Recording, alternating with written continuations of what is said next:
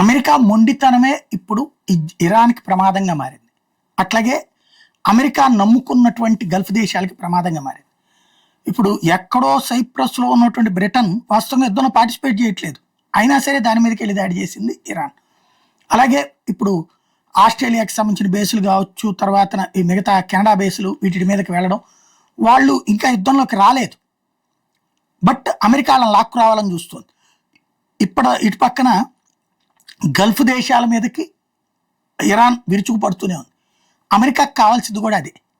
కంటిన్యూగా ఈ యుద్ధం జరుగుతూ ఉంటే అమెరికా నేరుగా ఇరాన్ ఏమీ చేయలేదు. కాబట్టి అమెరికా మీద ఉన్న కసంతా కూడా ఈ పక్కన ఉన్న దేశాల మీద చూపెట్టుకుంటుంది. ఇవి ఆర్థికంగా వెల్ సెటిల్డ్, కంఫర్టబుల్, ప్రశాంతత కోసం అక్కడికి పోయేవాళ్ళు బోల్డంత మంది.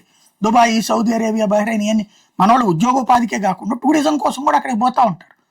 ఇప్పుడు ఆ ప్లేసెస్ అన్ని సంక్షోభంలో పడితే పెట్టుబడులు ఈ మధ్యన యూరప్ దేశాల నుండి ఇక్కడికి వచ్చేస్తున్నాయి. వీటన్నిటిని ఆపడం పరోక్షంగా యుద్ధం ద్వారా ఈ ఇరాన్ తెలియకుండానే అమెరికాకి మేలు చేస్తుంది, యూరప్ దేశాలకు మేలు చేస్తుంది.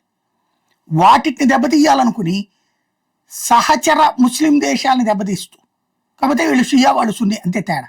వీళ్ళని దెబ్బతీయడం ద్వారా, వీళ్ళ ఆర్థిక వ్యవస్థను కొప్పుకోల్చడం ద్వారా అమెరికా యూరప్ దేశాలకు మళ్ళీ పెట్టుబడిదారులు పారిపోయేటట్టు చేస్తుంది.